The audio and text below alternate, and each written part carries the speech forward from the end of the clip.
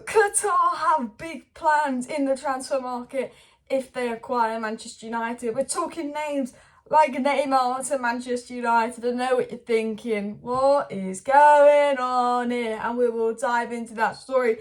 But a very big news story that came out today was Harry Kane. The Manchester United starting already on Harry Kane.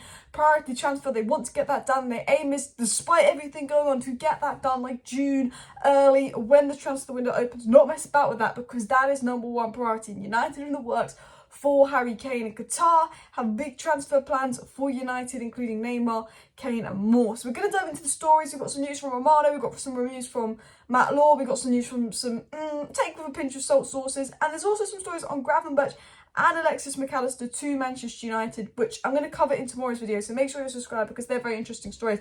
I think Gravenberch, value for money, could be a steal. Gravenberch, Caicedo, boing, boing, boing in the midfield. Not going to complain, that would probably be better than McAllister for me, because I thought watching Brighton yesterday, even though it's off topic, is that I want Caicedo, not McAllister. That's just my opinion. But let's start with the news. Let's start with the Qatari news, the Neymar news, then we'll get into the Kane news. So, regarding Qatar, it was said new, according to sources close to Manchester United, the arrival of several big stars is expected if they're brought by Qatar. So, obviously, if we get brought by Qatar, we're going to have a lot more money, and although it's a take with a pinch of salt sauce, it is saying, if we get Qatar, the arrival of big stars, and lots of big stars is expected. They then go into talk about Neymar, which we'll get into in a second. But I also want to talk about something Fabrizio Romano said regarding Qatar. So Jim, Sheikh Jassim, kind of what is going on now with the takeover, just so you kind of know where it's at. And Romano said this: Sheikh Jassim and Sir Jim's representatives are waiting on the Glazers to make a decision, which will be soon. The deadlines for the bid is in 3 days, and then the Glazers will have a couple of days to make a decision. Hopefully a couple of days, not a couple of weeks this time. Bish, bash, bosh. One party's chose. Negotiation stage. Boom, boom, boom, boom, boom.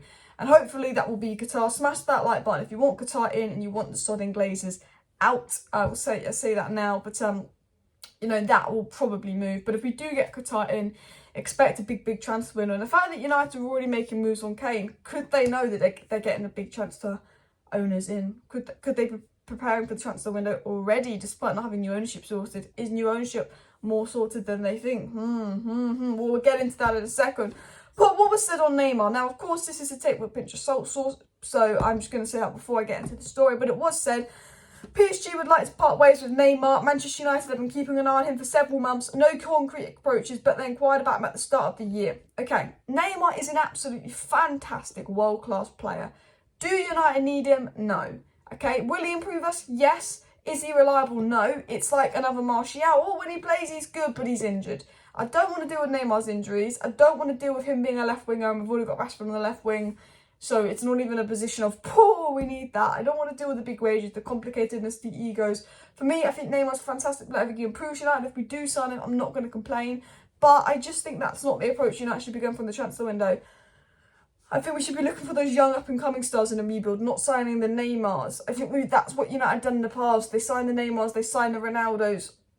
They signed the players when the hype's over, right? And it's like, actually, should we be going for the Moises Caicedos, the young players, where Man United would be a step up in their career and they're ready for the big move, rather than Neymar going from PSG to United because PSG don't want him. That's my opinion. As fantastic as Neymar is, and as brilliant as he is, I think it's just the injuries. It gives me Pogba, Martial vibes. Yes, they can be good. Yes, they can be fantastic, but they're just so unreliable, and I don't know if I want to deal with that. Again, I don't see United buying Neymar. Although if we do get Qatar, our relationship with PSG will be significantly better. I think, United would then be favourites for people like Mbappe and Neymar if we do get Qatar. But I do think 100% the focus is on Harry Kane by United. And it's so obvious, whether you like Harry Kane or not, it's so obvious that this could be United's main transfer target. This is the guy that Ten Hag wants.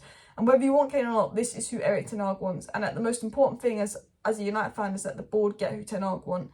I might prefer Austin Hem, you might prefer Goncalo Ramos, but if Ten Hag wants Kane, it's so important that the board get Kane, because this is Ten Hag's guy.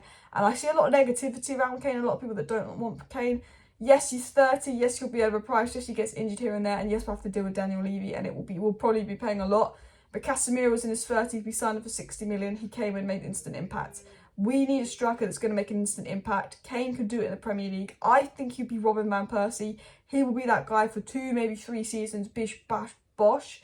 Will massively overpay for him, but he could be that guy for 2-3 seasons. While Varane and Casemiro at their peak, I think it's important to have a striker at the peak, but I do think it's important to have an understudy for Kane. You have Man City have Haaland and Alvarez. I think United should be looking at Harry Kane and potentially Rasmus Højlund or Evan Ferguson, but I think that could be for next summer.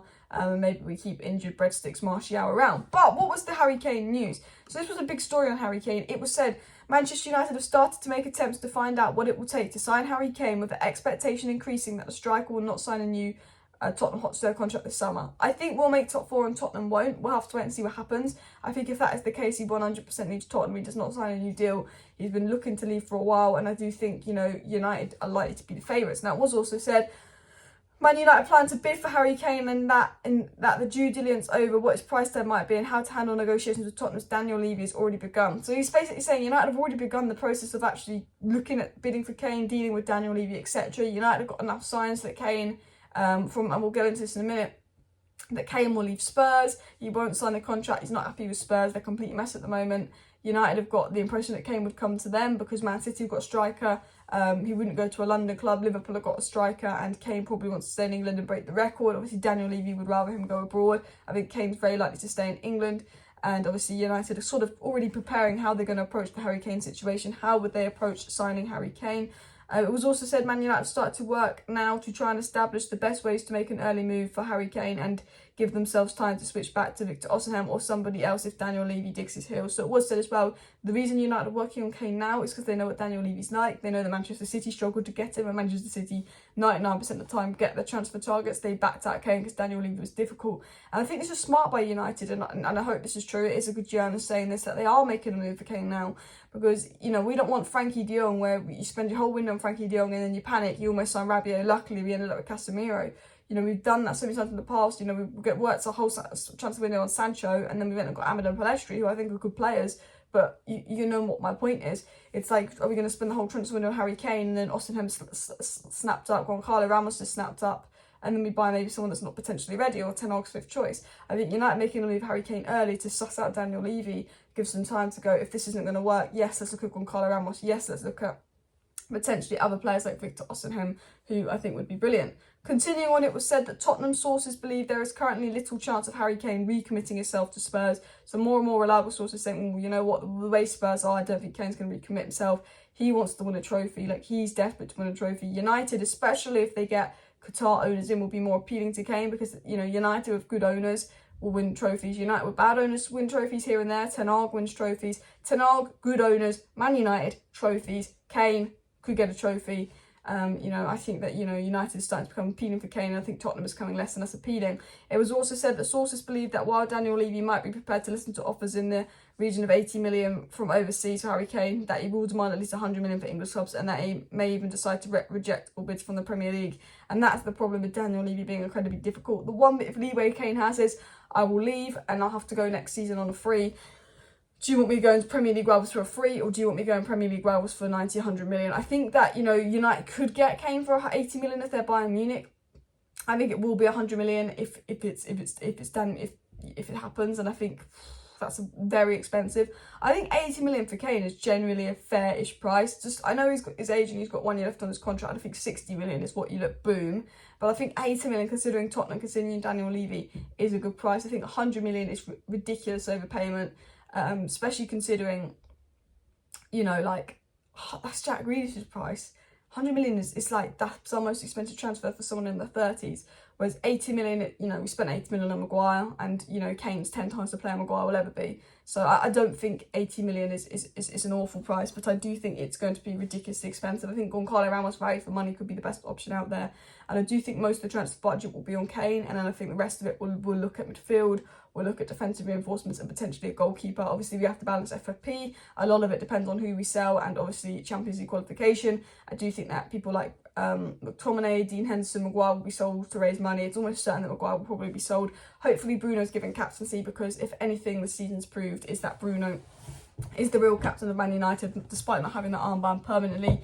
Harry Maguire was at the FA Cup semi-final, and he was standing there in the penalty shootout talk. Before we had penalties, they had a team talk. Bruno is there like a leader, pointing and motivating everyone. And he's the temporary captain, but he's really the permanent captain of Manchester United. So yeah, that is the news update on United. Like, lots of news on Kane. I think it looks like United are going to go in for this deal early. They're already working on it, already trying to suss it out. A bit of news on Neymar, which I don't think will happen, but if we do get a reliable source on that, I will talk about that. There's actually some news on Mason Mount, but I think I'll cover that in tomorrow's video.